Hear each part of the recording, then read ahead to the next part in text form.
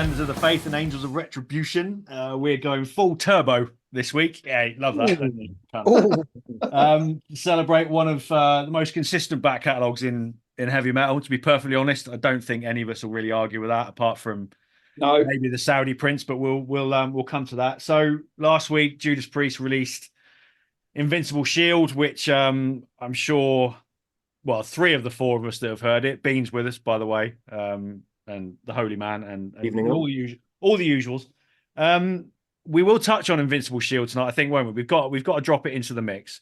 Yeah. But just before we get into the 18 albums that we're going to rank from least best to best, what did we all quickly first impressions? What did we all think of Invincible Shield on first listen? Good. That'll do. Move on. Good. That's it. I need more listeners to say more, but it's not shit. Yeah, I thought it was great. I don't want to say too much because I think there's probably references to it are going to come out in this conversation, and maybe as we talk, it'll become clearer how we feel. But I thought it was a really a really strong album. I agree. As I said, when we kind of maybe talk about Judas Priest's later career, it'll slot in there quite nicely. As in there's. I'm just let's get to it. Yeah. I think we'll pardon you. Have you had a chance to listen to it yet? Because I'm not sure whether Judas Priest are legal in Saudi Arabia. No, I haven't. I've been listening to the rest of it, the back catalogue, which you've been loving. Right. So the usual NASA level scientific approach that we put to this. So this is the first time 4 of us have done one of these countdowns. So there's 18 studio. Can I just say before you start, this entire venture with Judas Priest for me is almost like Schrodinger's cat. Until we open the box, we don't know if it's dead or alive, or they're a good band or they're a shit band. So we're going to open the box and find out. Okay. Alfred's cat. Right, the box might need stamping on, but look, 18 studio albums. We'll count from, like I said, least best to best, and there are a few surprises in there. Just looking at it, but I think it's probably a fair depiction, and there'll be no surprise on what's at the bottom. So we'll take the bottom 3 to start with. Right at the bottom, we've got Jugulator, the first album with Ripper on vocals. And then straight after that, we've got Nostradamus and then Demolition. So they're our bottom 3. They're our relegation zone. Now, it was probably always going to happen that the Ripper albums were going to be low in the mix. I think that's fair to say. They're not Judas Priest's strongest. But why is that? Why could we all pretty much agree on this, that those 2 are down in the bottom 3?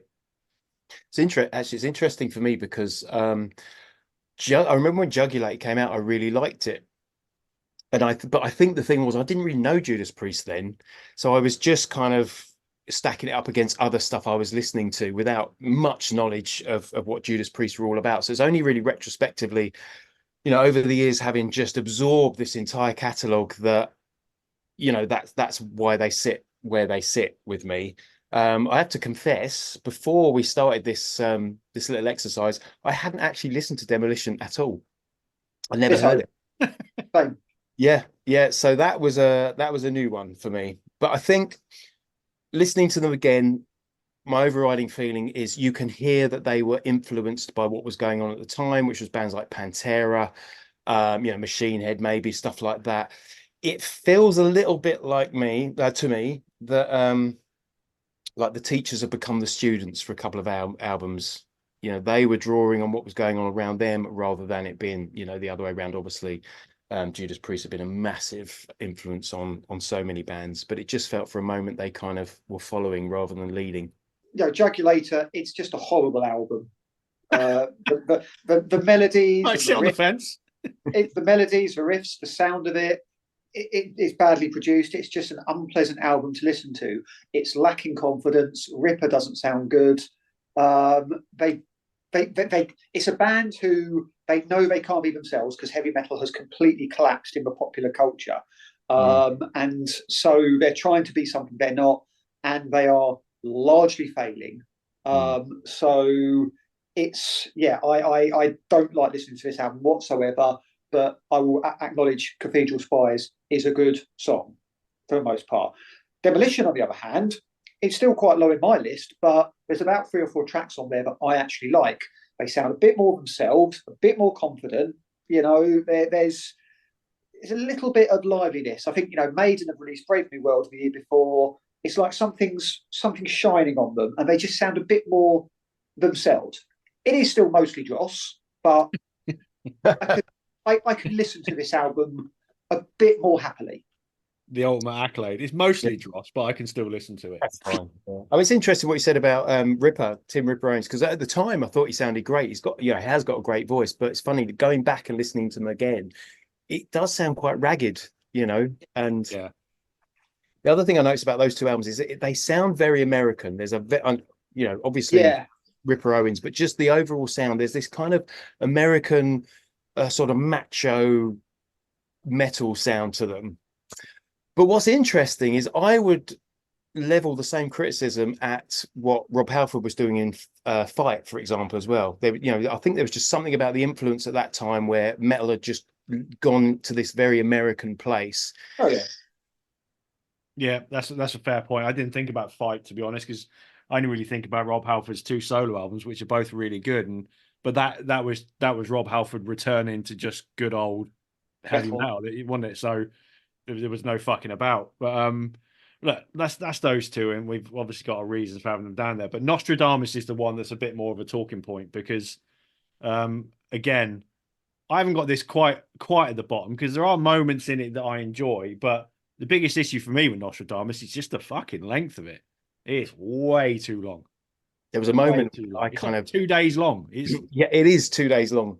There's no need for it. I think the thing is though, I don't see. I haven't got a problem with long albums. I think an album can take as long as it takes. I think the issue with Nostradamus is the lack of variety. Yeah, which makes it feel way longer than it just and it, the funny thing about that is you think I could listen to talk about lack of variety. I could listen to Rain in Blood and not have a problem with it, right? I could listen to Bell Witch and not have a problem with it. There's nothing wrong with necessarily maintaining a kind of one tone across an album, but there's that pace, that kind of mid pace does not work at length repeated. And that is where Nostradamus falls down for me. There are great moments. There is some really fucking great tracks on it, actually.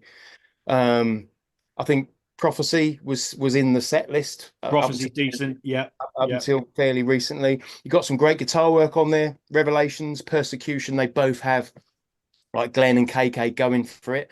And I think what's significant about that is it's actually the last time they did that on record. We have to give it some acknowledgement for that. This was the last album they made together. You got Death is a great track, big doomy song right in the middle of it. And then right at the end, you got Nostradamus, which is a classic Priest banger. Yeah. It's absolutely fantastic. The problem is, in between all of that, you've just got this one tone kind of plod of an album. Do you think that if it was like 8 or 9 songs, you potentially got a very good Priest album? I don't think it was ever intended as a Priest, like sort of a canon Priest album. I think I see it as a bit of an experiment. Like it sits outside of the an experiment outside of the catalog. Go on. If you're going to do, my attitude is I have no desire to listen to this album because no, me neither. I find it incredibly dull, and the moments are so fleeting. It's not worth it. I mean, by all means, be ambitious, but also recognise your abilities and whatnot, and don't stretch yourself too much. I mean, if you want to do an album that's an hour 20 minutes long, because that would be still way longer than what you've normally done, fine, but also try and make it good. But 1 hour 40 and it's dull for most of it. Why? Just you've lost me. So yeah, I thought Nostradamus was just, and this won't be the last time I use this word tonight, was just silly. It was just nonsense. And I really think that it shows a complete lack of education and understanding of content matter. I thought it was very confused. Oh, let's write an album about someone that supposedly could predict the future that was alive in early modern Europe. Early modern Europe. Well, we're too fucking lazy to look in a history book and understand what that period represents. So let's go and find a fucking harpsichord. Like, fuck off. Silly, immature, childish lyrics. No respect for fucking rhyme. Just because you've lived off royalties for the past 20 years, you think you can go away and come up with this claptrap vanity project, that a fucking primary school kid could come up with a better class project on Nostradamus than this shit. And then you have the temerity to make it 2 records long, an hour and 40 minutes. Who the fuck do you think you are? You're not fucking Beethoven. Fuck off. Grow the fuck up. So you're not keen then? No, I'm sorry. Like I really not been looking forward to this episode. Like, I actually resent some of the shit I've had to listen to the last couple of months. Oh, that's harsh. Ooh, this is going to get spicy. This is going to get spicy. What I will say just before we move on from Nostradamus, if there's one track, because it's too much work to go through, but if you pick one track, Pestilence and Plague has got a real Swedish kind of like Melodeath sound to it. So check it out, listen to it with that in mind. It's a cool track. Right, there you go. I think we're probably best to move on from that one before it goes really sour. In 15th then, so the very all the way back to the beginning then with Rock-a-Roller. Yeah, for me, it's not great. I mean, the most memorable is effectively the bonus track, the cover of Diamonds and Rust. It just sounds they're not quite there. I know debut albums can be a bit rough around the edges, but they're just not there with this, and it's another Priest album that I rarely listen to. It's got some moments, but it's never Did exciting. you say Diamonds and Rust? Because that's actually from a later album. I think it is, yeah. But if you listen, if on the digital versions now, it's dumped on the end as a bonus track. They actually tackled it twice, so it's an interesting thing to go back and listen to them both back to back, because it sort of illustrates the power of playing together as a band. So they tackled that track, and then they've obviously kind of done tours, they've done albums, they've come back and done it again. And the difference is the thing that I found interesting about listening to the first couple of albums was that you kind of you're listening, you look from a position where you can look back and you can see all the back catalogue, right? So you know where they're going to go, you know where they're going to end up. And those first couple of albums, you can see them slowly edging towards that kind of position where they were at the forefront of new wave of British heavy metal, and they were going to have that influence of all the other bands that we listened to. Yeah. So I did find that quite interesting. So again, it's like Tregenza said, maybe not the best Priest album, maybe you're not going to listen to it very often, but when you do, you can detect tinges of what they would become. Yeah. And then you can also hear things in those first couple of albums that you then hear with the Bay Area thrash and some of the other metal that we listen to, and you think, right, see, I can make that connection. Yeah, cool.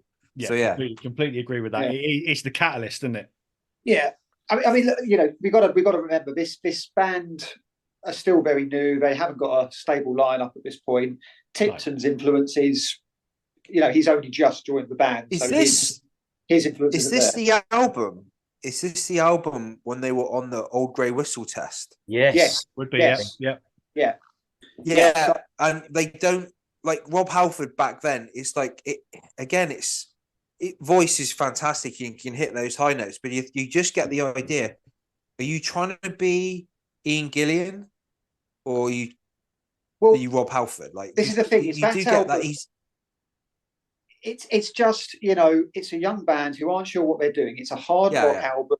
There's a bit of blues, there's a bit of prog, there's a bit of psych, there's a bit, there's no metal there. Well, hang on, there is, but it's a hard rock album. It's not Judas Priest. It's Yeah. I mean, to be fair, for what it is, I think they actually sound really together. I don't think it's an underdeveloped album. I think they're really good. It's just the sound isn't what we know them for now. The songs mostly aren't great, but they're you can see what it doesn't have that like one classic banger, which is what Priest are known for. It's a good album. It's a late night album. I think you put it on, it's quite mellow in tone, but it doesn't have that kind of anthemic or even just that one, that one big single. No, but I They think were we need to still, to be recognise. fair, they were still playing Rock-a-Roller in the set. I think last time I saw them, Yeah, 2022. So they're still going back and visiting that album. that's it. But that the title track is a good song, for what it is, absolutely.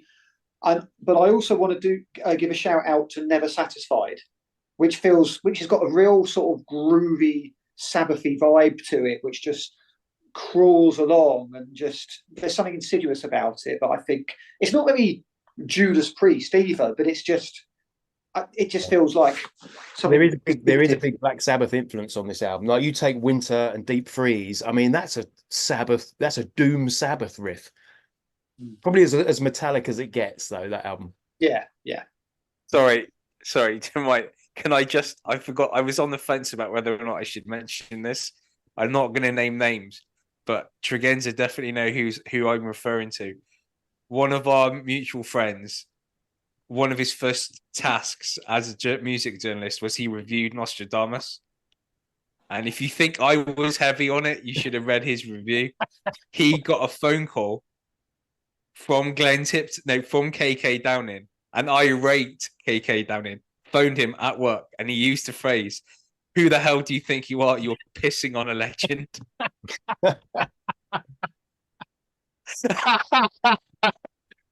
You know what? You could dine out on something like that for fucking years. So, I would take it. Fuck's sake. Should we move on to the next one then? Number 14 on the list. We're into the 80s now, just about. 1981's Point of Entry. And again, we're all pretty consistent with where we have this. The bottom 5, we're all relatively in agreement. Look, times I listen to this and I love it, but then at some I just think it came after British Steel, didn't it? And it's just I think it was a bit of an anticlimax after them hitting, the commercial heights of British Steel. So yeah.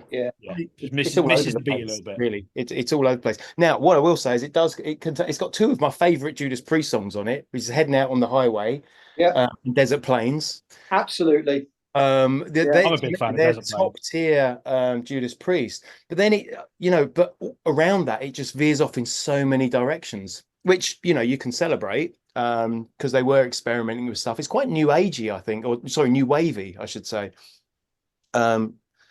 I think Judas Priest made 2 pure pop albums, and this is one of them. The other is Turbo, which we'll talk about, but this one, it's poppy. If Turbo's like Top Gun pop, this is kind of like a John Hughes movie or something. We'll come to that. And so it's got stuff going for it, but it's just disjointed. Yeah. It's I mean, they pretty much made an album yearly before that point, and this was no different. But they just sound a bit tired at this point. I think British Steel obviously was a big step up for various reasons. There's a lot going on in the scene, and the company rushed them back into the studio, keep up the momentum, give us some more hits. Yeah. And I don't, they tried that, but I don't think they really wanted to, as we saw from the next couple of albums.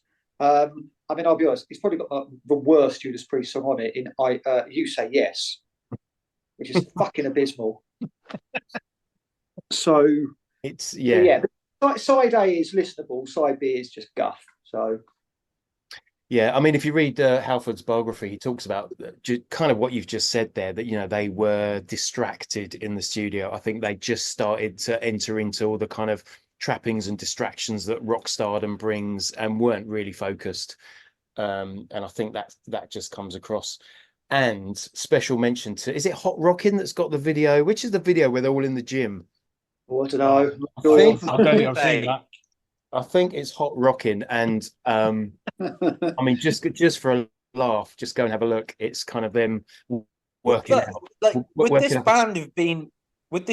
Judas Priest have been any better if they had just come out and got it over and done with back in the 70s? Yep, we've got a gay singer. Like, do we need all this fucking innuendo? Like, they were trying to tell us something, but they were Hot Rockin' is the video in the gym. Yeah, it is. Yeah, society that isn't ready for it. Yeah, well, I love that though. I love going back and just hearing all those sort of like winks to in the lyrics that Rob Halford's put in there. That there's so much of it. So much.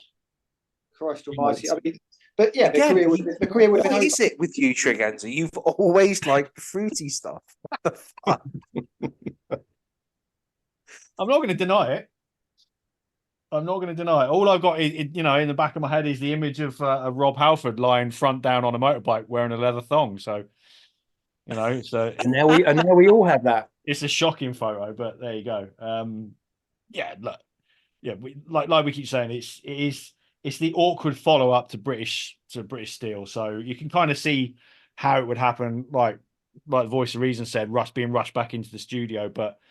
It's also As we'll got talk really- about later on, they did manage to redeem themselves. It's got an underwhelming cover as well, I have to say. Yeah, it's shit, isn't it?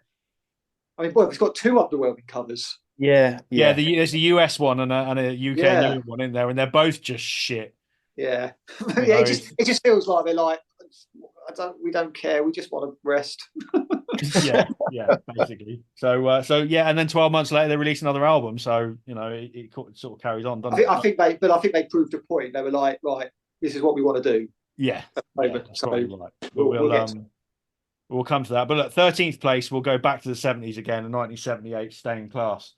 And this has got a couple of Priest songs that I absolutely fucking love. In Exciter, which I think is a real forebearer of what speed metal became. When new wave British heavy metal got heavier and faster and all of that. And Beyond the Realms of Death, I fucking love that song. Always will. Whenever they play it live, it's just such a great tune. But the rest of it, again, it's just a little bit of a mixed bag. It's interesting. I think it's a solid album, but no more than that. But it's always spoken of quite highly in parts of the press as you've got this as 10th, haven't you? So I have, yeah. But I mean, I suppose it's just because of what else I like less. I don't think there's a bad song on it, honestly. But like I say, I think it's a solid album overall. I don't think it's, and it's got a couple of great moments. It's held in regard as a development of metal because of, like I say, that double pedal on Exciter, the big epic stuff on Beyond the Realms of Death. My problem with this album, and it would be significantly higher if it wasn't the case, is that the production is fucking shite. It is it is flatter than a flat Earth's fucking living room. That's exactly the point I was going to make. It sounds underdeveloped to my ears. I think if they'd had another 6 months working on it, or it might sound sharper. It's interesting to me that there's a song called Savage on it, which is like the least savage sounding song that you've heard. Maybe it's about Lily Savage. They should put that in brackets, Lily Savage. It just sounds soft. I think I'm reminded of so Scott Ian talks about Anthrax and the album he wishes State of Euphoria was. And he says, we rushed into the studio. We didn't really develop those songs. They were unfinished. The production wasn't quite right. And I think the same about this. I feel like it sits in that same pocket. It's an album that they just didn't spend enough time on. But there's a few diamonds in the rough. Yeah, there are definitely a couple. Padre, what do you think of this one? You've got this down in the dumps as well. So, it's just, I mean, it just seems to be with almost every Priest album. There's just something very wrong with it. Production, like level of maturity, silly lyrics, song titles that don't really match what comes after it. Just like, and this was just like, again, I put it on, I listened to it, and I'm like, oh, okay, let's put that on number whatever it is, and I'll fit that into the list, and I'll go back, and I tried to listen to it again. I just can't do it. I'm just like, it doesn't grab me, and I don't know what it is, and I think this is the problem. Like, just to preface this, some of these, there's only a handful of albums on this list that I was actually familiar with before I did this. So like this, for me, it's a lot of time, first time listening to a lot of this stuff, and I'm sorry, I'm just not impressed. And I've got nothing against the band. Like, I'm not saying they're a bad band. I'm just like saying, but I was like, sometimes I was just like, stop my phone and just be, what the fuck is this shit? Like I'm sorry if it sounds harsh. I'm just like, and I think it was anger. It was like watching season 7 and season 8 of Game of Thrones or the Star Wars prequels. She's just like, well, it's so shit. You know, you're just like, you should be better than this. You're Priest. You know, like, I mean, I'm like, I swear to God, I was in the supermarket listening to it while I was shopping. Because, like, you know, I said, no, I've got to listen to all of this. I've got to be fair. It's Priest. And I'm just like, I've got like my phone in one hand and a 2 liter pint of milk in the other. And I'm just like, oh, for fuck's sake. It's just like, fuck. It's frustrating. I think that's the thing. Also, I'm fasting for Ramadan. So I'm probably really cranky because I'm hungry. So please excuse me. Yeah, welcome to the celebration of Judas Priest's 19 album career. Oh, for fuck's sake. Anything more to be said on Stained Class? Yeah. No, I suppose just to emphasize the point that I think this is the moment where Judas Priest crossed over into metal. Yeah, and I think that's why it's regarded. And there's probably a generation of fans that have been with the bands for from the beginning that kind of that hold it in that high regard for that reason. You know, this is when they became Judas Priest. Right, that's fair. Right, we're coming all the way up to 2014 next. Then number 12 in the list, Redeemer of Souls. Of the later Priest albums, this is the one I like the least. I must admit, I'm not a big fan of it, but Bean, you've got this at number 9, and Padre, you've got it at number 9 as well, to be fair. So, and yeah, and Voice of Reason, you're sort of in the same sort of ballpark as me. So I just think it's a bit forgettable. I can't really pick out any songs that really stand out. And when you've got you've got great fucking song titles, Sword of Damocles, March of the Damned, you know. This is my point. But again, it's too long. I don't know if they're just. I mean, they're still sort of getting used to working with Faulkner, maybe at this point in time, and not having KK Downing. Maybe they're a little, you know, upset that Nostradamus didn't elevate them. But it just feels a little bit. Oh, okay, all right, fine. It's like there's a lot of albums where there's stuff that's classic Priest. It's familiar, but it's classic Priest. Yeah. But this, it's not classic Priest. It's Priest by numbers. That's what it feels like. It's like we're okay. Yeah, and again, that's a very good point. This is the sense that I got from listening to a lot of this stuff. It's just too generic. Yeah, I think when they're like stuff like Dragonaut, the title track. Again, it's Priest by numbers, and it sounds bored.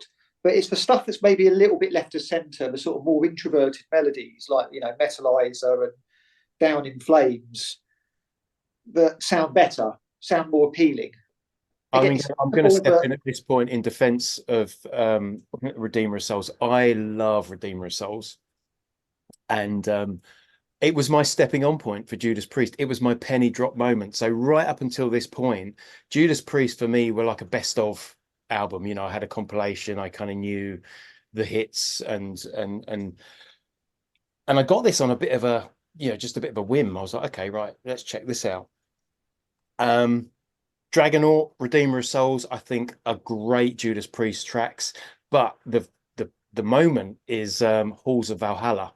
Yeah, that is a supremely good Judas Priest song, and I would highlight it for the reason it's you can hear Rob Halford do a death metal vocal on that song right in the middle. So he goes from, and I'm not kidding, a death metal growl right up to his highest piercing scream in one phrase, and it just blows me away every time. So I'm, you know, I think it suffers from a dull production. It's another album. There are a few albums, and you know, I'll talk about some others, but when we get to them, where they would be better if they just had a bit more sheen to them. But I actually think there's some really strong songs on here. I think you know, the production is a definite thing. I think, again, just like Stained Class, you have a better production, it will sound better. You know, other later albums have bite to them. Yeah. And this lacks the bite. Yeah, I think the songwriting is there. I think the songs are good, but it doesn't, like you said, it doesn't sound razor sharp. Yeah. Just as an aside, there's an accompanying live album called Battle Cry, which I really love. You know, some of talk about Beyond the Realms of Death. There's a version of that song on that Battle Cry album, which is phenomenal. So if you want to visit that era of the band and you're not into Redeemer of Souls, I would say definitely check out that Battle Cry album, which I'd put above Unleashed in the East. I think it's a fantastic album. There are versions of classic Priest tracks, Metal Gods on there, that just sound absolutely massive. It's a Vacuum set actually, but it's great. I think Love the point Voice of Reason made about Richie Faulkner, I think that's a good shout. This is early in the days, and when we talk about what comes next after this in Priest's career, now we're seeing the fruits of the labor, aren't we? With the new album, it's more like it's Richie Faulkner's having a more of an influence on this now, and they sound more like a band again. But we'll come to that when we talk about Invincible Shield a little bit later. So after Redeemer of Souls, then we go back again to 78 to Killing Machine, which, spoiler alert, this was number 3 for Voice of Reason. So we'll let you lead on this. Why so high? Well, I'm not the only one with the surprising high entry. So I fucking love this album. I really do, and I'm always surprised that it's not higher in other lists, in articles and media. I mean, I know it's not bottom tier Priest, but it's always mid tier Priest in a lot of the lists. But this wasn't actually one of the first albums I listened to. I was, when I was working my way through Priest a few years back.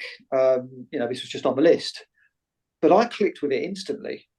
It's just, for me, it isn't strictly speaking a heavy metal record. It's sort of bridges a gap between the heavy metal they were revolving with at the time and the hard rock that was good around that time. But there's anthems on this album. It's got groove, it's got grit, it's got sleaze. Every track is good. Oh, say that again. It's sleaze. It really is. Again, we were talking about the fruity stuff earlier, but I think this is the album where you can think, anyone should be thinking, hang on a minute, Rob, do you want to tell us something? It's got the leather cap on the front cover, for fuck's sake. Yeah. But it's a simple case of I absolutely fucking love this album. I really do, and I just think it's probably my favourite metal album of the 70s overall. Wow. It is. I just looked down at my notes and I've got one word written next to Killing Machine, which is raunchy. Well, but maybe we've had sleaze and now we've got raunchy. If you think about, I like the late 70s sort of punk stuff and synth stuff, and I love that period. And I know most of Priest stuff, the good stuff, is from that period. But I think maybe there's just that sort of, that character that stands out. But no, I think every song is a winner for me. It's up and down. They can do the metal with Hellbent for Leather. I think the cover's great. The Green Man Alicia. Yeah, I love the Green Man Alicia. So for me, Judas Priest have done with Green Man Alicia what Johnny Cash did with Hurt. As far as I'm concerned, their version of Green Man Alicia is the definitive version. I put Fleetwood Mac's version on not too long ago, actually, and it just sounds kind of turgid in comparison. And I love the Peter Green era of Fleetwood Mac, but when you put that song on now, it's like, oh right, okay. I'll tell you what is a good version of Green Man Alicia, though, is from the Peter Green tribute concert thing they did a couple of years ago. Kirk Hammett on it and a few others. That's a really fucking good version.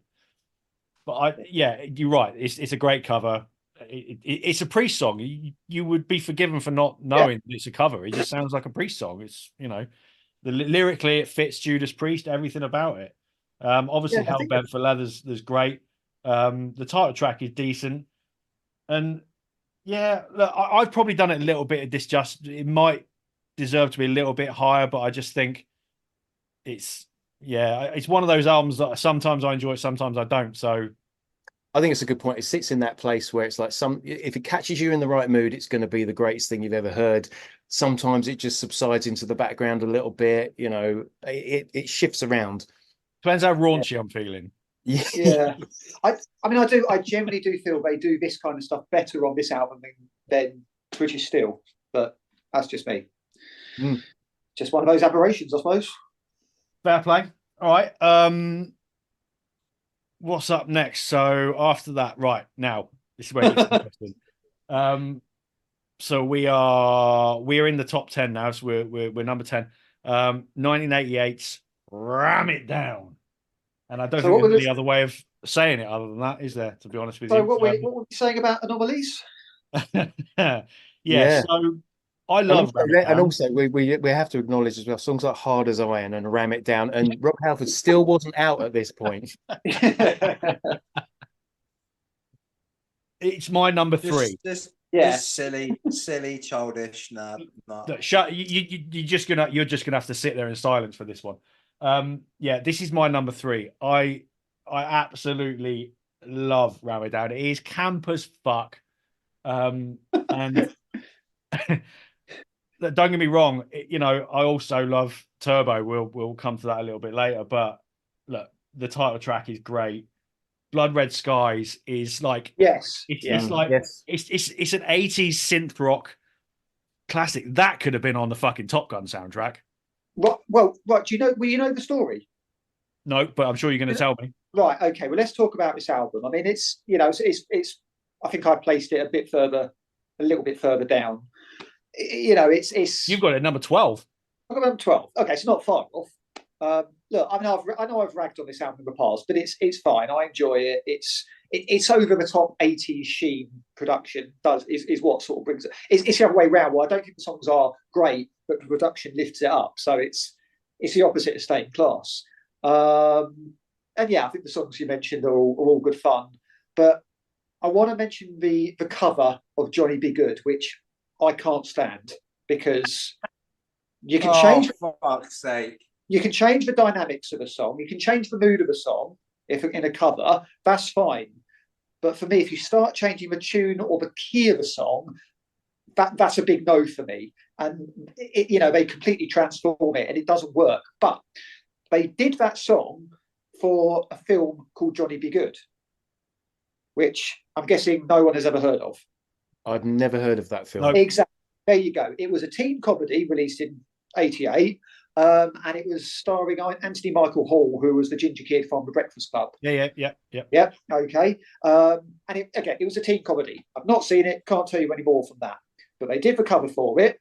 And the reason they did the cover for it is because during the Turbo sessions, obviously they recorded Reckless, and someone suggested it go on Top Gun. And they refused because they thought, okay, no, we've had a look at the spec of the film, seen the trailers and stuff. We don't think it will do well. No, thank you. Which obviously was one of the biggest mistakes they've ever made.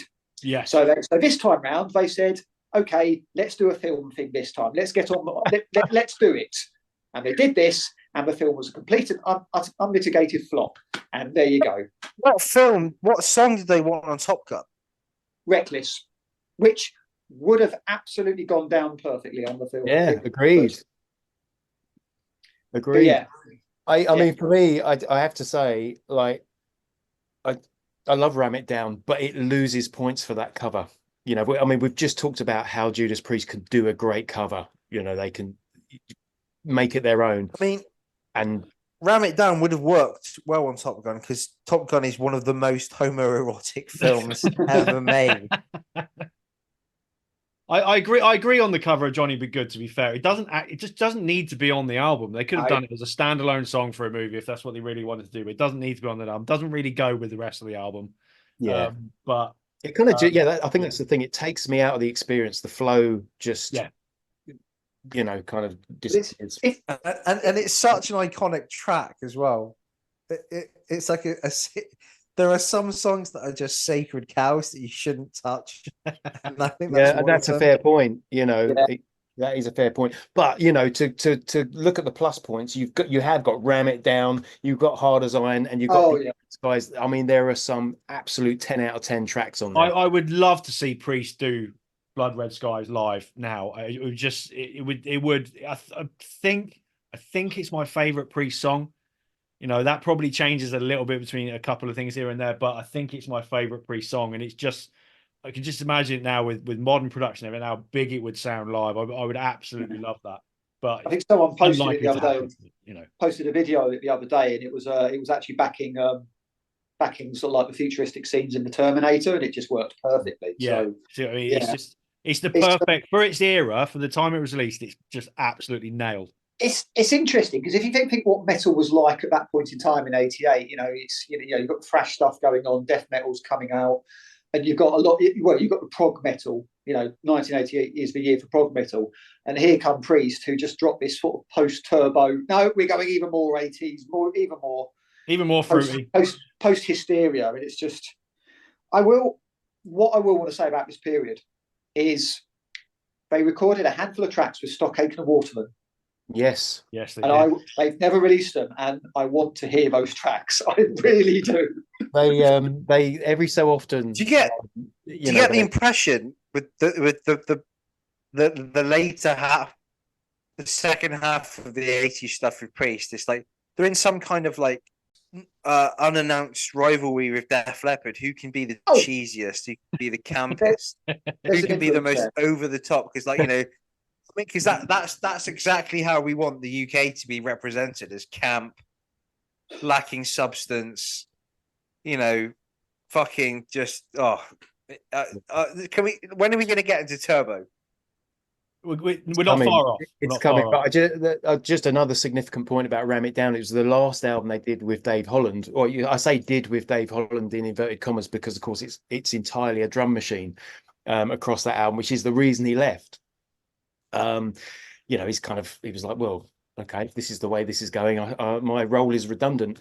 And that's significant because we all know what came next, and that drum fill and the man responsible for that, not drum fill, drum intro, I should say, on the next album after Ram It Down. But, we'll get to that. Yeah, we will. So we'll go all the way back to 76 then. So number 9 in the list is Sad Wings of Destiny. And I'll let Padre run with this one because you've got this at number 3. So the last 3 albums, 3 of us have had at number 3. So this is yours. So what do you like about it, Samal? What don't you hate about it? Is that the way? If that's the way it's going to go? No. Look, it's got the Ripper on it. What more do you want?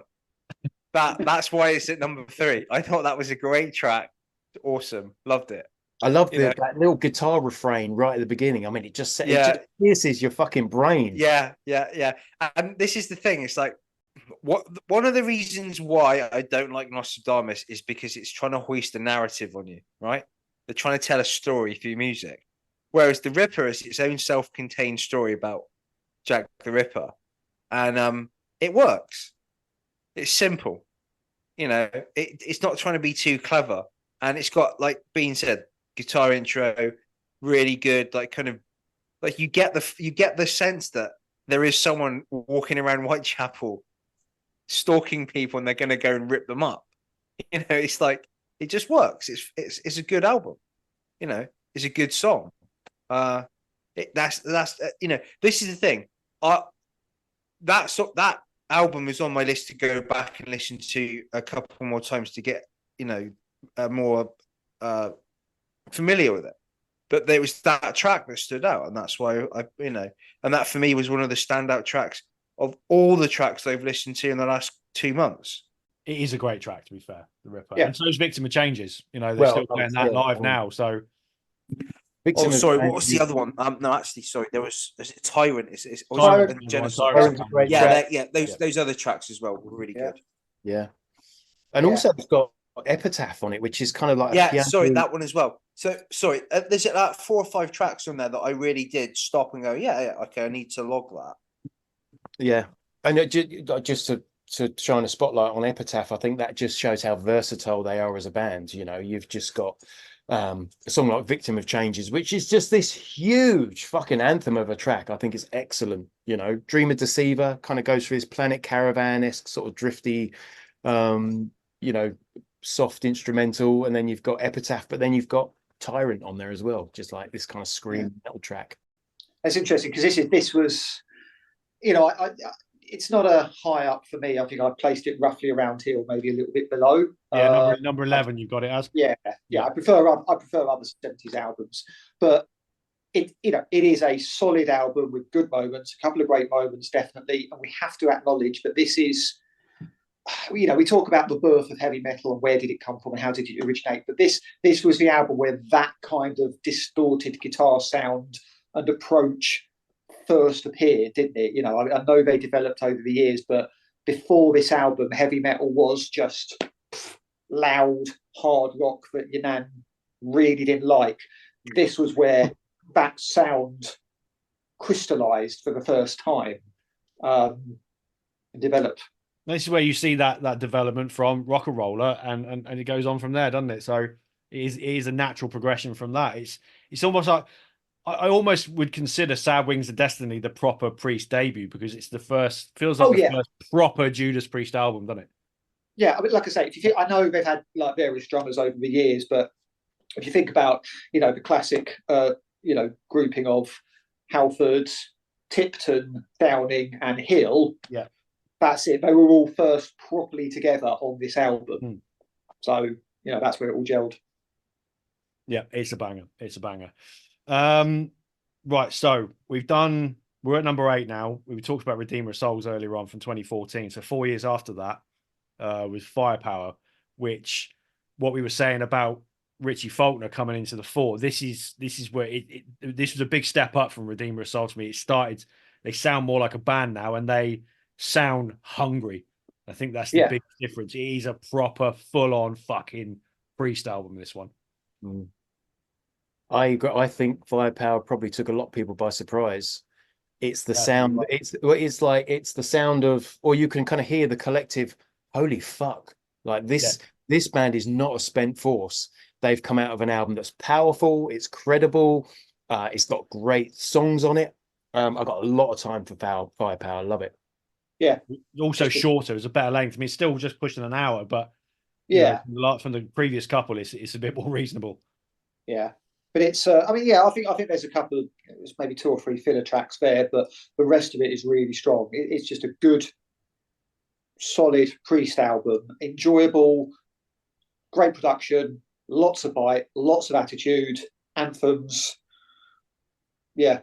The first 3 tracks, Firepower, Lightning Strike, and Evil Never Dies, are it hits you so fucking hard. First 4, Never the Heroes. It's a banger as well. It's just such a strong start, and it makes you think, fuck.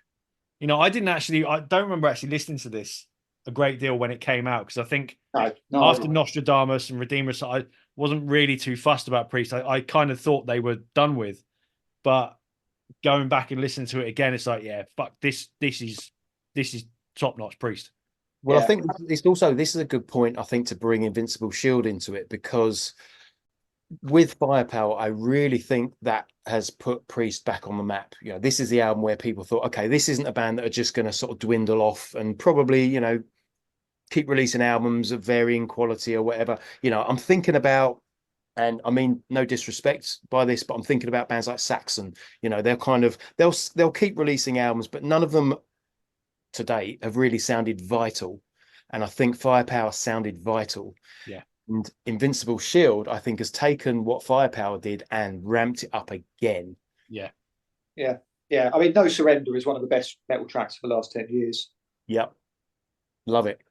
That's the thing, it's catchy as fuck. That's the thing. It's metal, but it's catchy, and that's what they've hit again on Invincible Shield. There are so many hooks on that album. I mean, I listened to Gates of Hell, and when I put the vinyl on for the first time today, funnily enough, and I put it on to listen so I could get the title track on which obviously is a double album.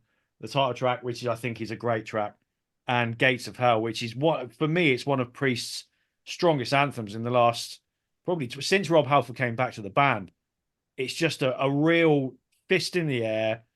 It's almost classic rock more than it is heavy metal, but it's just such a great, good feeling song, and they sound like they're on fire. They sound like they could go on again for another 10, 15 years. Well, that's I think on Firepower, Halford sounds good, but he also sounds his age, I think, a bit. He does sound like he's just having to work a bit harder. On Invincible Shield, he sounds rejuvenated. He sounds younger. He's something's happened.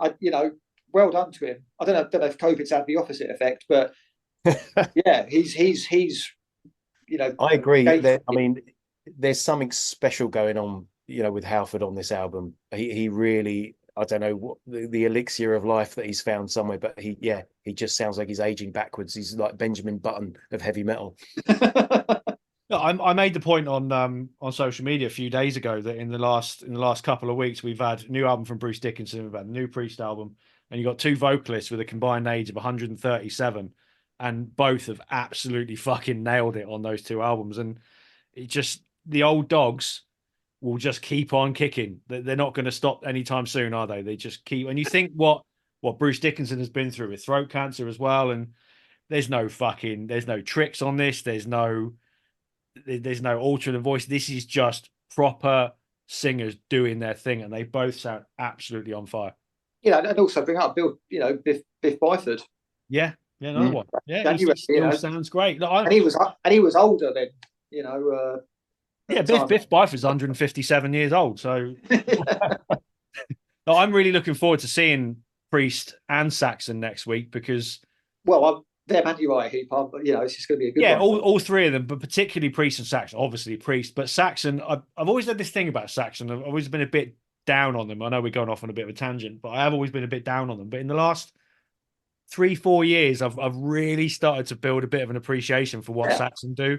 So I'm looking forward to seeing them again. Seen them loads of times, but seeing them again, knowing I actually like a lot of the material now. I've never seen them before, but I was listening to the Wheels of Steel album actually this evening before this recording. To me, they were sort of almost 30 when they started Saxon properly, or when they started having those hits in like 1980. Yeah. So they've been knocking around for a bit already when they were younger, but they sound like a pub rock band who have a go at heavy metal. So that's a sort of window they occupy. Honest heavy metal, but Padre, what do you think of Firepower? Since we're in that mix.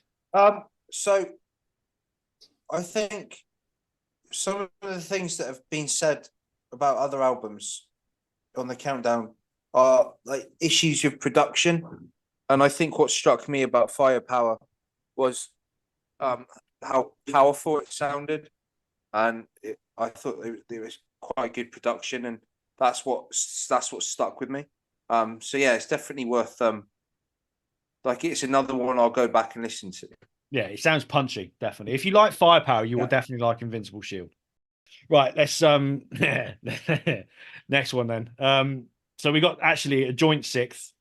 So we'll kind of do the two of them together because they are two probably polar opposites of Priest, I suppose. So we'll do Sin After Sin first because we're going all the way back to 77. I'm a big fan of Sin After Sin, but again, it's another one of those that I do kind of sort of dip in and out of. But Voice Reason, you got this as fifth, and Bean, this is your third favorite Priest album. So we'll let you lead on that. Why does it sit so high? I think it's a just standalone outside of. I just think it's a great album. Not just in the Judas Priest catalog. Comparing it to their other stuff, I just think it's a great album. I think it's versatile. I think it's mature. There's loads of ideas going on there. It has a bit of everything. You've got Diamonds and Rust, which are the second time they attempted that song, and it's another cover that they've made their own. Obviously they do a Slayer cover on here as well, which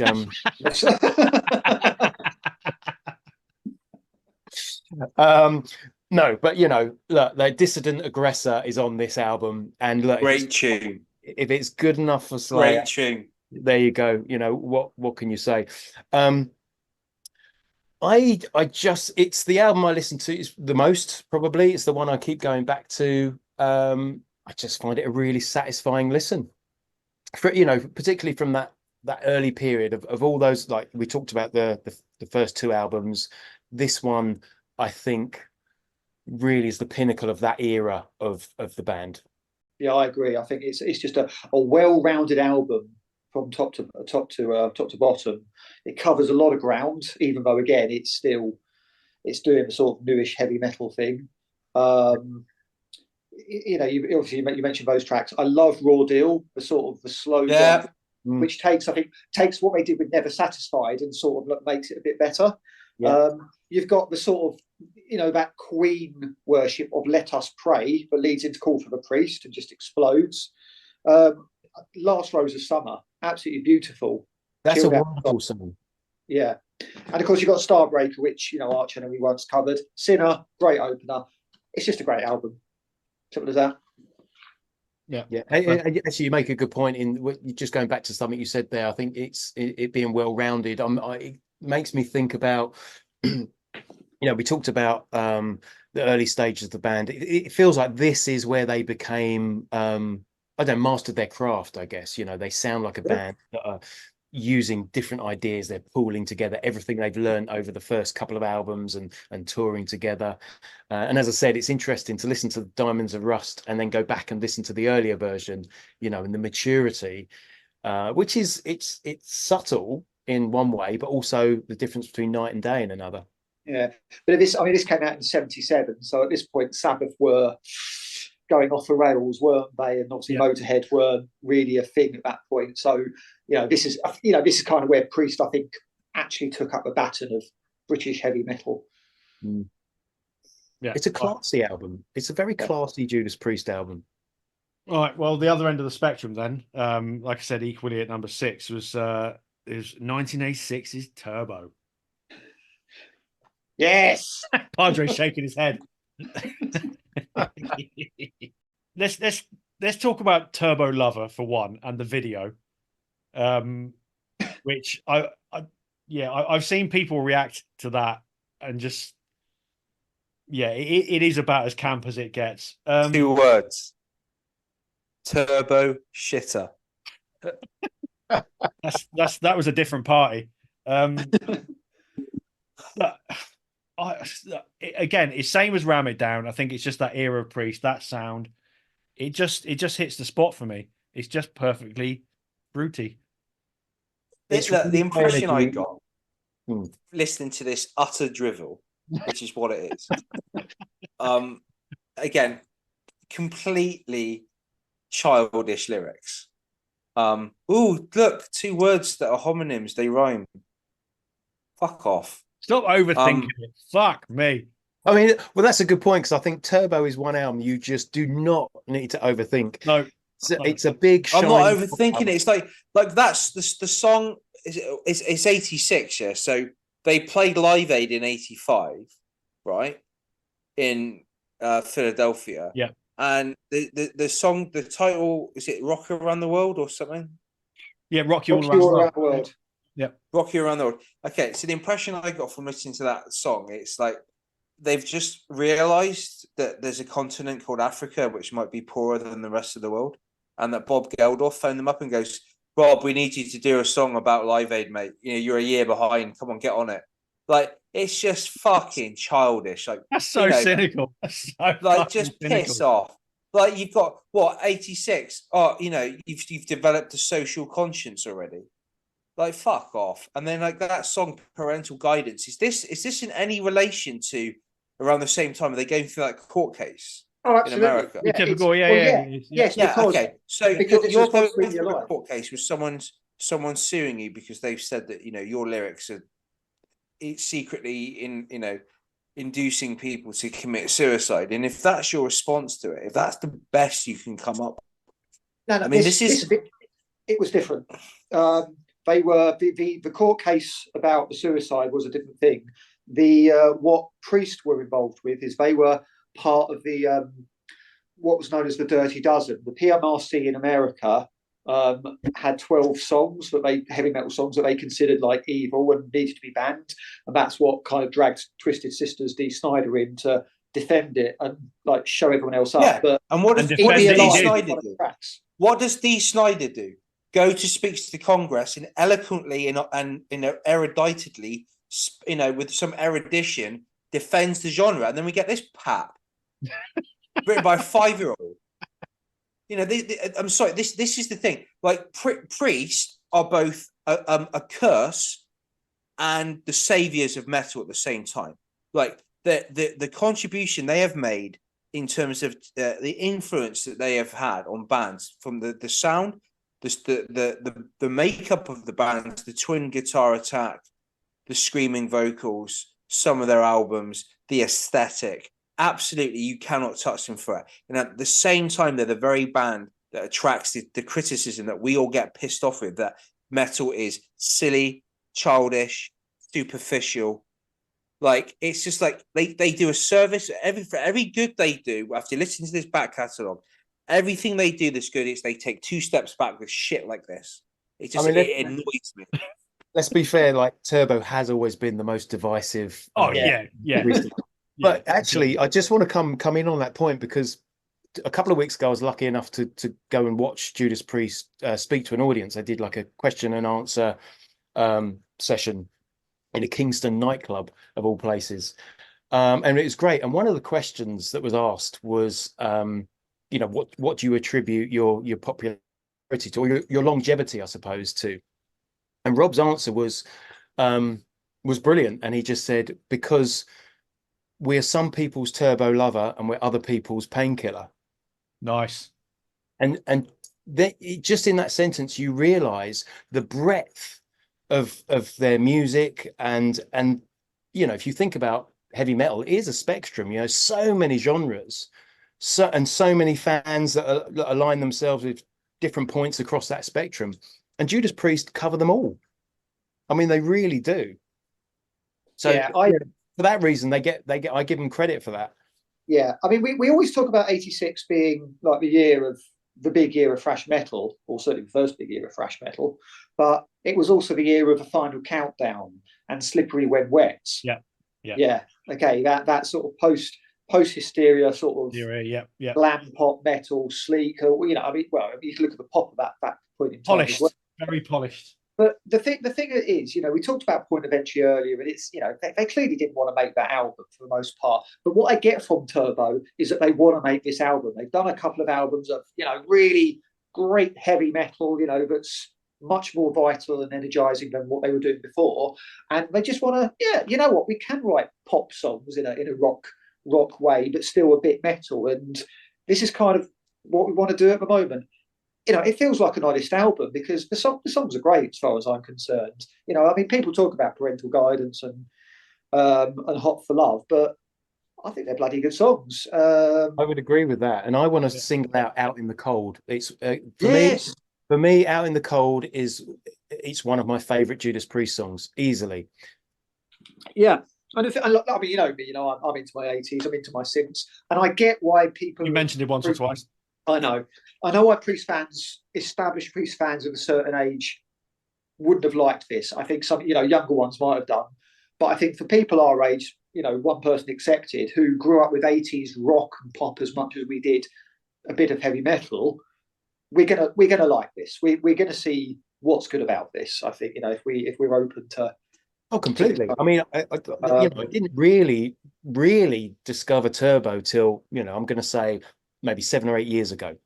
Yeah, okay. Same. Yeah, same. It's a relatively recent old enough to know. But Yeah. it completely tapped into that nostalgic. You know, when I listen to Turbo, I feel like I'm that kid watching the Goonies and riding around on my bike. You know. Yeah. So it has all that appeal captured in it as well. Goonies. This is what I love about the opener, Panic Attack, on the new album. That synth starting. You know, that's Turbo to me before it's. Yep. You know, when I first heard that, the hairs on the back of my neck stood up. It was perfect. So yeah, completely on board with that. But look, like it or not, Turbo joint 6th. That's it. End of. Right, top 5. Number 5. The sort of the one later Priest album then that's high in the list. 3 of us have got this in the top 5, and surprisingly, this is 13th. For Bean, so 2005's Angel of Retribution. Before I put it out to the committee, I love this album. This is when I first saw Priest. In fact, Pardew, it was you and me, wasn't it? It was Plymouth. Yeah, with Scorpions. Yeah. This is a I'll talk about the one blot on the landscape in a minute, but this for me is a fucking banger. The opener, Judas Rising, Yeah, good fucking album. classic Priest. Deal with the Devil is classic Priest. Revolution was the single they dropped before the album, which I didn't see coming. One of only, I think, 3 or 4 Priest songs that have a bass intro. So it's sort of completely out there. And then you've got Worth Fighting For, which is the other song that comes close to Blood Red Skies as my favorite Priest song. It is just fucking brilliant. It's just such a well-written, classy, hard rock anthem, bordering on a ballad perhaps, but it is just a great, great song. Lyrically brilliant. It's just a wonderful, wonderful song. And then right after that, you've got Demonizer, which again is another fucking absolute Priest banger. So they nail it. Hell Rider's another one. Absolutely fucking stonking. Hell Rider, that's like the natural sequel to Painkiller, isn't it? Yeah, it is. It's very Painkiller. And look, before we go on, let's talk about Loch Ness. I like Loch Ness. So that's 2 of you that like Loch Ness, and that's why this album isn't higher. If that wasn't on the end, I would probably have it in the top 2 or 3. So, well, I sell it. Again, it's like do you see what I mean? 1 step forward, 2 steps back. It's just.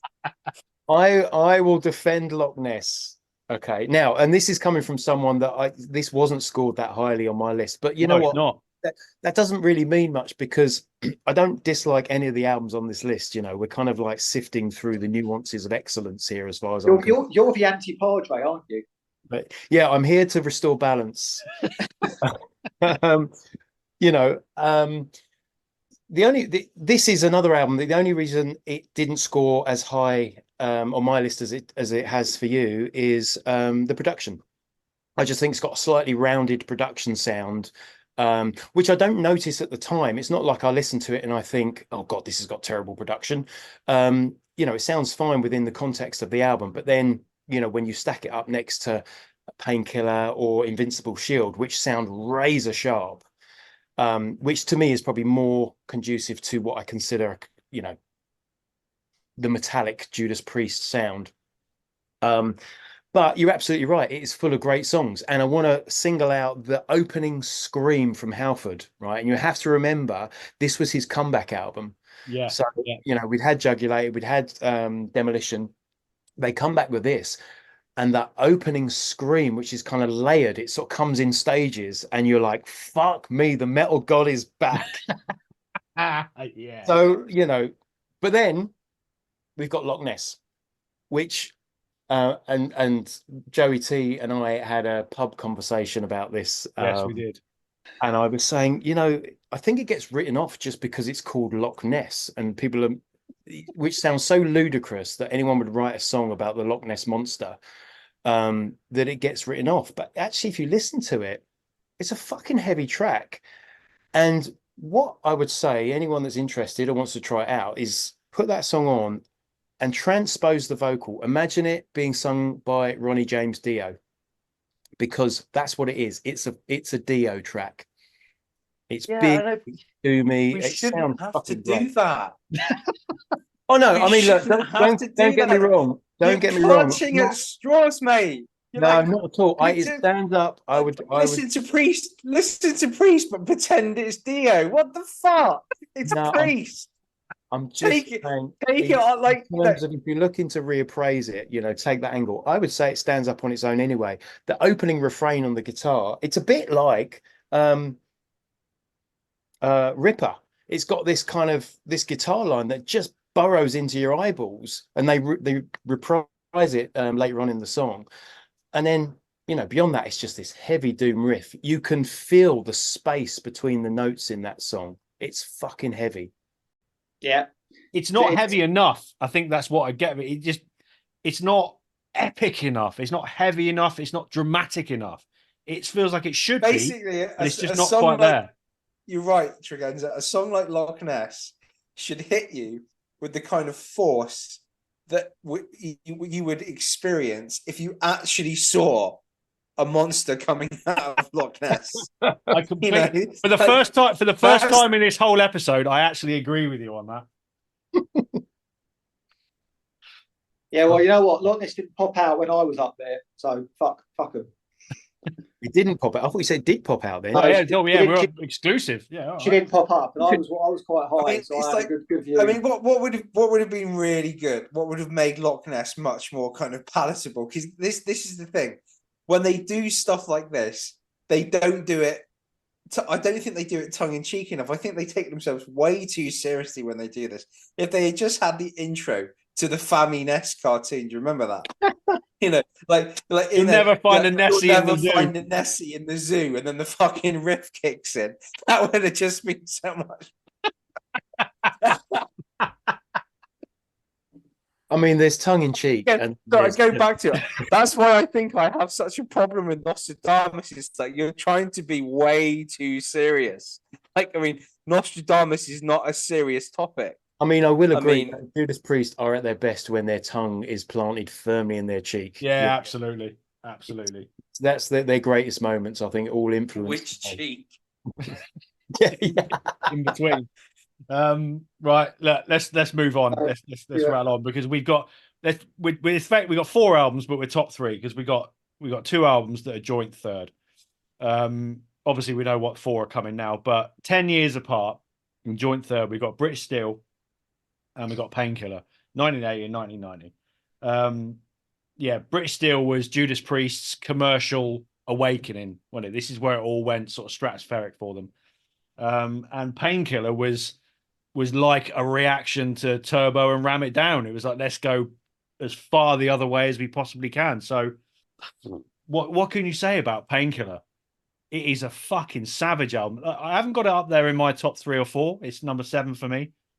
But it is like, it's Rob Halford on fucking every possible hallucinogenic high you can think of. It is just stratospheric. Yeah.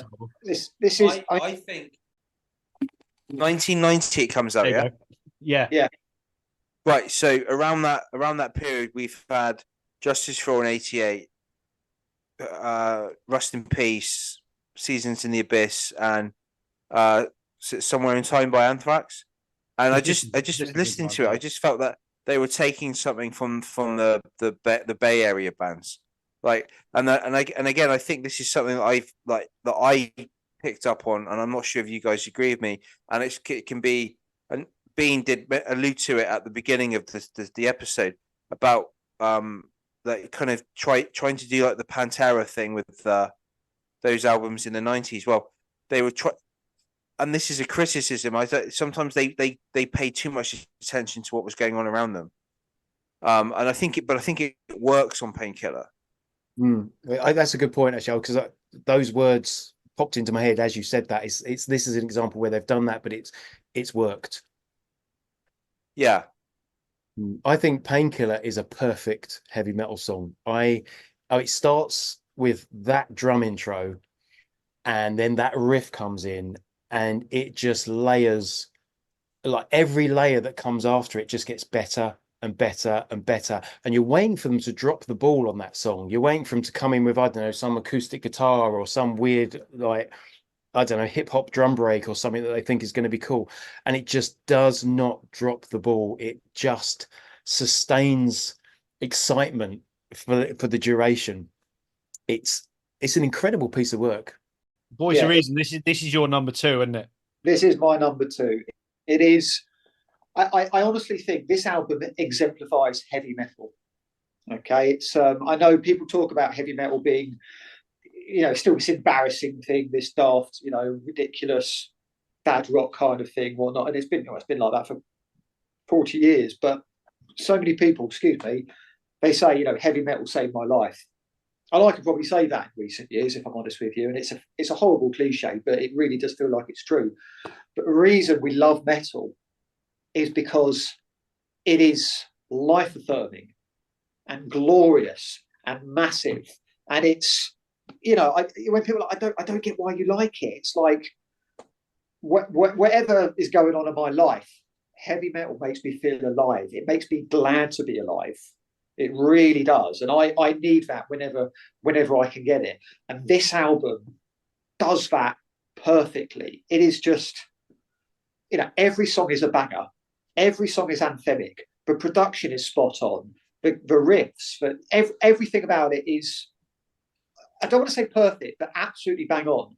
The reason it's not higher up for me, and the reason I don't see it as maybe a perfect album, is it's just too Route One. There's not enough light or shade. It needs to be a bit more up and down. I know you've got that, brief instrumental just to break things up, but that's right near the end. It is a bit like, wham, wham, wham, wham, wham, wham. I like a bit of diversity on my albums to get a perfect score. But if we ignore that, you want some life-affirming heavy metal? There you fucking go. It is faultless in that regard. It is, and again, when it came at the end of the 90s, again, Thrash is doing great things again before that bows out, and heavy metal is, I suppose, on its last legs. And maybe they realised that. Maybe they saw what was coming and thought, you know what, go for it. Just fucking go for it. Maybe this was their Nostradamus moment where they realised now's the time to fucking be heavy metal more than you've ever been. Yeah. God bless them for that. I Painkiller into Hell Patrol, I would put up there with Aces High into 2 minutes to midnight. Oh yeah. One of the all-time greatest 1-2 punches of an album opener. Let's go back to 1980 then. Like I said, these are joint third, these two. So British Steel, we're all pretty consistent on this, with where we got it, all sort of roughly around about the top 5. Like I said earlier, commercially, this was when Priest hit the heights. It's just this is like a Number of the Beast album, isn't it? British Steel. It's just got it's got the hits, obviously, but it's just, for me, it's just solid. It's consistent. I don't think there's really a bad song on it, but other than like the singles, it's not like, obviously you've got Living After Midnight, obviously you've got Breaking the Law, but it's a great album, but it's not like fucking triumphant great, if you know what I mean. If that makes sense. I would feel the same way. Some massive songs on there, and I would say it's an iconic album. I think when you think of Judas Priest, that's the album that a lot of people would go to. It's got Metal Gods on it. That track alone for me is worth the price of entry. I mean, I think that is a brilliant track. And just to talk again about that Battle Cry live album, because the version of Metal Gods on that is just phenomenal. Great story about that. The sound of the marching, if you know the track, and I'm sure most people listening will know the track, was actually them with a cutlery drawer full of knives and forks, just making the sound of these marching feet. And it's little moments like that where you think of this young band trying to find creative ways to sound absolutely massive and sound absolutely metallic, and coming up with these ideas and throwing them in. And the results speak for themselves. Brilliant album. Yeah, really good album. I mean, I think it's pretty ballsy to start an album with, that's as full throttle as Rapid Fire, and then have an instrumental chorus. But it works. It absolutely works. And of course, then you get some anthems throughout the album. I mean, depending on what mood I'm in, I can either stomach United or I can't. It's not Priest's best moment, is it? It's a very that's a good point. Priest do have tracks like that. Killing Machine is another album for me that contains tracks like that, where sometimes if you're in the right mood and they catch you in the right moment, you love them. Other times you just think, this is nonsense. Yeah, but with that, it's always good for me. But this, it's like, oh, I don't know, kind of thing. But yeah, it's a really good album. What I will say though is, I think, because I don't think objectively it is their best, and clearly you guys don't, but it's worth noting. You always see it at the top of lists, don't you? It's always, the media, the rock press. Oh, it's British Steel. That's the moment. Maybe this is a bit cynical, but I think we've got to remember 1980 was the year that the new wave of British heavy metal broke. They've been around for a few years, and then they serve up, along with everyone else, a great album. And I think because that year, 1980 was a great year. It really was. I mean, the best things ever appeared in 1980. So, I think there's a little bit of tunnel vision there from the rock press because 1980, new wave of British heavy metal, Judas Priest, British Steel. Oh, it's clearly the best album, and I think that's not accurate, to be fair. So, well, I'm just going to make the point, similar to what I said before. The song, the album contains the song "Grinder," which has the lyric "Grinder looking for meat." And I just want to say, Rob Halford still wasn't out at this time. So is that song the kind of inspiration behind the app? It's highly possible. I would absolutely love it if someone, who brought Grinder, the app, into the world was a massive Judas Priest fan. That would be brilliant. Yeah. I've never seen. Well, they went back to the entire Priest catalogue to look for a title. Listen, we've made enough. We've made quite a few remarks about the sexual preference of Rob Halford and potentially other members of Judas Priest. I think, firstly, none of us have a problem with that. Absolutely not. But Tregenza, can you just do it? Just tell us the story about the guy in the pub again. Oh yeah, see, now Wolfman will back this up as well. So me and Wolfman, evening Wolfman, and happy birthday, by the way. Oh yeah, happy birthday, Beast. We used to work in a pub in the southwest of London. It was called the Old Drill, and there was a few guys in there. They're old guys, and there was one in there. There was an old heavy metal fan, probably your typical old school heavy metal fan. He had an original copy of the Soundhouse tapes on vinyl, all that kind of shit. And we were talking about Priest one night, and it just happened to come into the conversation that Rob Halford was gay, and he dropped his pint, and he was like. It was Kieran that said it, and he looked at Kieran and he said something along the lines of, "You better not be fucking joking, because I will fucking kill you." And off he fucked. He went home and he came back, and it was like something's gone off. He suddenly realised and looked back over the whole life of Judas Priest. So this would have been around about the year 2000. Yeah, and it's clicked. He's just realised Rob Halford is gay, and it was like, Didn't he say something like, "I'm going to go home and check this, and if you're fucking with me, I'm going to come back and kill you"? Yeah, I'm going to go home and check, and if you're fucking with me, I'm going to come back and kill you. So thank God for the internet. And it was like, how can you not notice that? I mean, look, fair play, Rob Halford. You'd think of the era that priests were in and everything that was going on in the 80s. He did not give a fuck. While he was not out, he was out. And he was up there, and it was as triumphant as it gets. But yeah, this guy's reaction, I can't remember his name, but this guy's reaction was something else. Pure, just like it just clicked. It's mad. What was he like when he came back? Was he like, all right? He was like, he was kind of like accepting of it, but it was like we just killed his dog. He's probably got this image in his mind of Rob Halford sleeping with hundreds and hundreds of women and having the greatest life. And my wife makes a very good point, not about priests, just about homosexuality and gender, like in general. People that get hung up on this kind of stuff, like they're like, "Oh, I don't like it. It makes me uncomfortable." And she says, when you're walking down the street or you're sat in a pub and you see a man and a woman dating together, do you immediately go to the idea of them having sex? So why do you do it when it's two people of the same sex? Why is it the first thing you jump to is this? It's bizarre, isn't it? It is bizarre. It is really bizarre. But it's I suppose, I don't want to say confirmation bias, but it's that's different. And if it's different, you instantly go. If you're negative towards difference, you instantly go to the worst kind of sort of thing, don't you? Yeah, you do. And you got to bear in mind this is roughly a quarter of a century ago. So you know, thankfully times have changed and opinions have changed. But it was I know. I mean, about 25 years ago, people were a lot more tolerant. No, seriously. Well, that's it's a different conversation, isn't it? But it was a moment in time that I'll never forget. So I remember you emailing me about that on like MSN Messenger. Here's another one for you.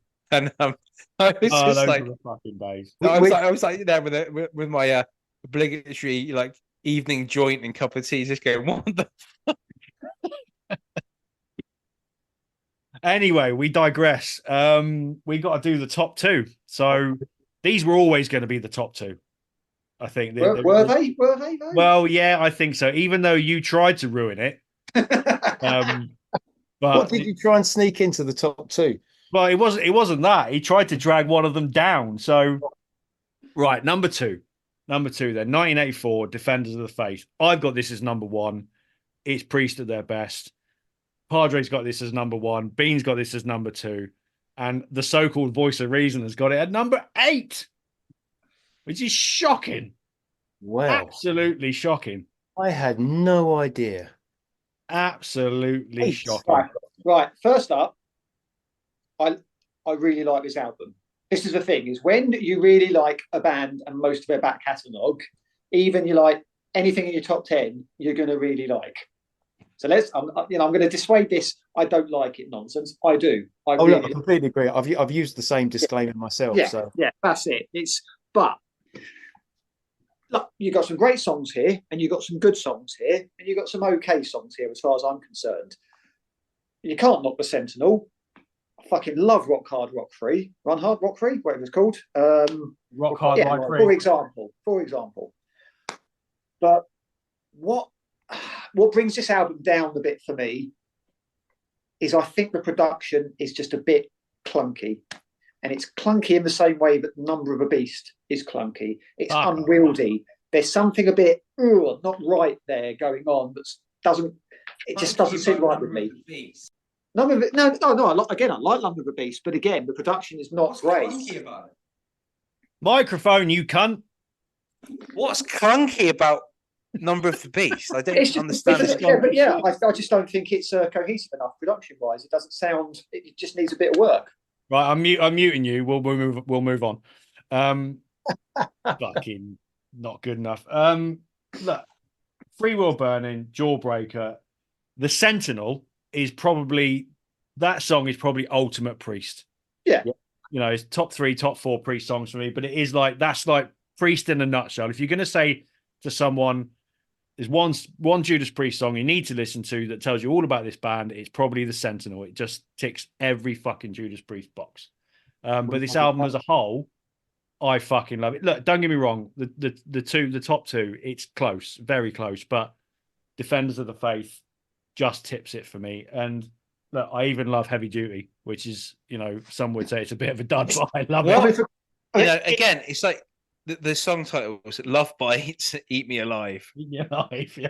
Telling you. Like it does amuse me, but obviously this came out in 1984, the same year as Spinal Tap, and both have a song called Heavy Duty. Yeah. And of course, Judas Priest are the inspiration for Spinal Tap. Neither song are more ridiculous than the others. So, it all works. Bean, so yeah, you got this as number 2. Yeah, I mean, just like you said, it's so close, and obviously we'll talk about the number 1, and I'll make the distinction when we talk about that. But Free Will, but like again, such a great 1-2 opener. Free Will Burning into Jawbreaker. Jawbreaker for me is Voice of Reason. You talked about metal saving your life, and in a similar way, Jawbreaker for me is like it sings about all the pressure that's been building up, and it just has this element of release to it. So if you're having a shit time or you're feeling stressed, Jawbreaker's the song to put on, because who hasn't thought about breaking someone's fucking jaw when when times are hard or things are difficult, or not even literally, but just that energy around having that release, which as the point we've made tonight and in other episodes, that's what heavy metal's about for so many of us. It's that release, it's a catharsis. So a song like Jawbreaker for me completely ticks the catharsis box. It's just a great heavy metal album. Yep. It almost sort of epitomizes what heavy metal should be. It's just the right length, or the songs are great. It's just fucking, yeah, it's the one Priest album that gets close to Maiden's best work for me. And obviously, I'm a massive Maiden fan, so yeah. And they're still pulling stuff out of this. I won't say it here, but I have had a sneak peek at the set list for the upcoming tour, and there are tracks from this album on there, which has kind of got me excited as well. Yeah, I'm going in those without spoilers. So Fair yeah. play. You won't. Let's just. You My won't be lips are disappointed. sealed. My lips Oh, are I sealed. know. Yeah. No. I think like, when I saw Judas Priest last back in 2005, I didn't know, most of their stuff. So now I do. I know all. So. Padre, you got this at number one as well. You're the same as me. Quality album. Loved it. Oh, we're actually getting some proper positivity now. Yeah, no, look, the top 5, top 6 albums that we've got here, like Angel of Retribution, I thought was a really quality album. I mean, I love the song Judas Rising. I like, Screaming for Vengeance, Defenders of the Faith, British Steel, quality tracks. Yeah, I'm not ragging on them all the time. It's like they're not going to be. Judas Priest is never going to be a band. They're going to be. I'm going to put above. For my listening habits, above Maiden, above Sabbath. If I'm going to listen to bands from that time and then into the 80s, I'm going to listen to Sabbath and Maiden over Priest every single time. That's just my preference. Yeah. But that's not to detract. I mean, I was thinking about this earlier. I will be critical of Priest to my fellow metal brethren, but I will not tolerate any criticisms from people who are not metal. I will defend that band to my dying breath to the outsiders. Okay. It's like this is like when only Nixon could go to China. It's like you could only criticize Priest if you're metal. If you are not, you can fuck right off. You don't touch that band. Yeah, that's that fucking nailed on, I think. Because when people think of metal bands, they are always going to be one of the bands that people come to mind, because just the name Judas Priest, it's just such a good name for a band. Yeah, it is. And no one in the classic band came up with a name. Yeah, even if someone doesn't know the band, they might be aware of them. I think as well, Judas Priest have reached that level of completely, completely. But again, like I've only ever seen them live once. I would have loved to have seen them again. I mean, they came to Seoul when I was living there, and I think I was working the the evening shift that time, and I didn't go, and I wish I had gone, because they ended up, there was a bar in Itaewon, which is where all the American base was at the time, and there was a bar there called Tony's Bar, and the guy who owned Tony was from Australia. He owned the bar, obviously. And he was a right throwback to like the 70s and the 80s, like real macho, like no BS, like Australian guy who was mates of Paul Di'Anio. And but the really annoying thing is that after gigs people would go to that bar, and that fucking night my mate Ian was in the bar and Priest went to the fucking bar, and I was like, damn it, I could have been there, I could have met Priest. So life's about moments, mate. Yeah, it is. It is. And so I definitely would go, and I'd like to think I get to see them before they hang up their. I think I think they'll be around for a little bit. Yeah, we've probably got 2 or 3 years with them, and they'll do the circuit. So it's Saudi Arabia, perhaps not, but I doubt it, mate. I doubt it. But you never know. You never know. Well, look, we've finally got here. We run over time, but look, fuck it. It's Judas Priest. Number 1, Screaming for Vengeance, 1982. My number 2, Padre's number 2, Voice of Reason's number 1, Bean's number 1. On average, yeah. Look, like I said, what an intro. Does it get any better? I don't think it does.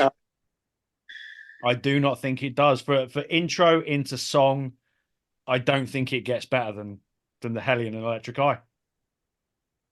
And I challenge any metal fan to say different. No, I'm sat here almost feeling lost for words. Like I'm not sure where to start talking about Screaming for Vengeance. I think it's an incredible album. I think probably what I would say is the reason it's number 1 for me is we've talked about all the different varieties of Judas Priest that exist, and there are many. And I think this is the album where it all happens at once, at the same time, but it's integrated so perfectly. So they're heavy, they're melodic, they've got pop choruses, but it's not like they've got the pop song, the heavy song. All the tracks on this album blend all of those ingredients together so well. You've got like kind of songs like the title track, an Electric Eye, they're almost edging towards what would become Painkiller, but then beyond that, you've got these big kind of pop choruses influenced by, the stuff they were doing in the 70s and things like that. I just think it's the perfect blend of everything. Yeah. That's exactly. If someone disagrees, then they've got another thing coming. I want to make another point. Actually, I was thinking about this today. I think it's the last album Judas Priest made without the pressure of having to be Judas Priest. I think it's the last example of just guys pulling their influences together, having fun with it. And this is no shade on anything that came after it, because as we've discussed, they did such a good job on so many albums that came after this. But it's the last album where it just feels like a very kind of pure example of, a bunch of musicians making music, following their instincts, and it all came good and it all just landed. And obviously we know what happened next. They broke America with this album in a big way. And I think from that point on, they became Judas Priest, the brand, I suppose. And I think perhaps to a degree that influenced everything that came after this. So I kind of want to give this album credit for that, being the last album they made before they had the pressure of trying to maintain being Judas Priest and what that was to so many people. Yeah, it's interesting because it's, people will point out that it's more of a mid-paced album than not, and that is true. And I generally would rather go for the faster stuff, the heavier stuff. But they do it so well. And again, it's, the production is spot on for this album. The choruses and the anthems, the melodies, when they do quieten down, Pain and Pleasure, it's sorry, Tammy's Chains, I think, it feels, well, it's authentic and it blends into everything. You got another thing coming, that's your British Steel Priest, isn't it? That's your classic sort of late 70s, 1980 Priest. But yeah, I mean, this, we're a couple of years into the new wave at this point in time. I made and, properly broke in 82 as well. I think, I think they saw all these young guns doing things, and, we need to up our game, but we want to up our game. We've done the sort of more sort of chart-friendly hard rock. If we're going to do that, we've got to give it another dimension, and this is what we get. And I think this is a little bit of a precursor to Hysteria, because again, it broke America, really good, sleek production. It was very friendly for them, those big choruses, that shiny sort of effect, and yeah, that influenced probably Hysteria, which influenced Turbo. It's a cycle, but it's, no bad songs. Every song is great. Everything about it is great. I can't, it's just a wonderful album across the board, and one of my favourite metal albums. It's actually only that we're talking about it now, and I find myself thinking it hits me in the same way that Sin After Sin does. It's just such a self-assured album, and it's just a peak. It's like they both represent a peak, I think. Yeah, everything Priest ever did is coalesced onto this album perfectly. Absolutely. I mean, it's the thing with the band Judas Priest. It's like they're the only band you can ever like. You stood there, you're waiting for them to come on stage or something, and you can just turn to your mate next to you and be like, "Dude, the Priest is here." You know what? That I think that line is where we should end that, because that's the perfect way. Because that in a week's time from when we record this, we're going to see Priest at Wembley. Can't fucking wait. Well, three of us are. Can't fucking wait. And it's just been great to celebrate the one heavy metal band that have released albums 50 years apart. And that's the thing. They're the only ones to do that. So they're still fucking going strong. And don't be surprised if there's one more album in the old dog yet. You know, they seem like they're hungry. Rob Halford's just getting older and older, but you know, fuck it. I wouldn't be surprised if he's still doing it when he's 80. So yeah, he's fucking great. I can't wait for Priest next week. So, you know. And you know what? You know, fair play to Halford. He praises the new stuff. Oh, he will yeah, always massively. speak well. You know, Massively. he will get up on stage and sing with baby metal. He will wear his Emperor shirt. The man epitomizes what is great about heavy metal. Yeah. Yeah. It really Even Dolly does. Parton. Huh? Yeah. Even Dolly Parton. Yeah, and on that we'll on that. So note, I don't think we've actually said enough about Rob Halford. I mean, apart from maybe Bean, but just like one of the quintessential heavy metal vocalists. Oh yeah, massively. Of all time. Yeah. It's not just about his vocal power. It's just about his whole fucking delivery.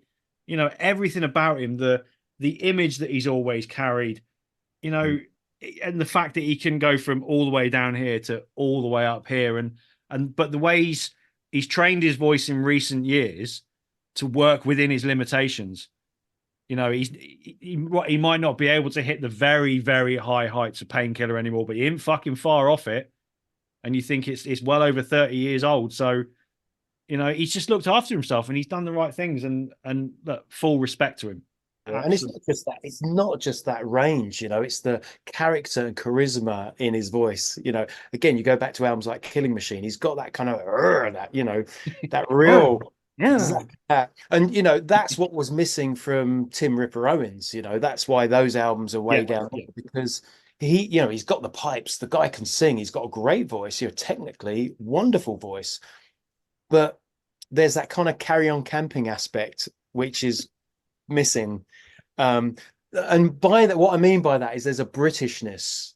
There's you know, there is that tongue-in-cheekness. There is an element of humor, and I'll use the word sauce. That hasn't been used yet, has it? It's saucy. We've had sleaze, we've had sauce, we've had raunchy. Yeah, right. You know, Rob Halford is saucy, and that's something that's very British. And you've got to celebrate that. You have to. Yeah. They are the heavy metal equivalent of Confessions of a Window Cleaner. So yeah, and on that note, we'll call it a night. So thanks for listening. We'll see you next week. Stay metal, stay priest.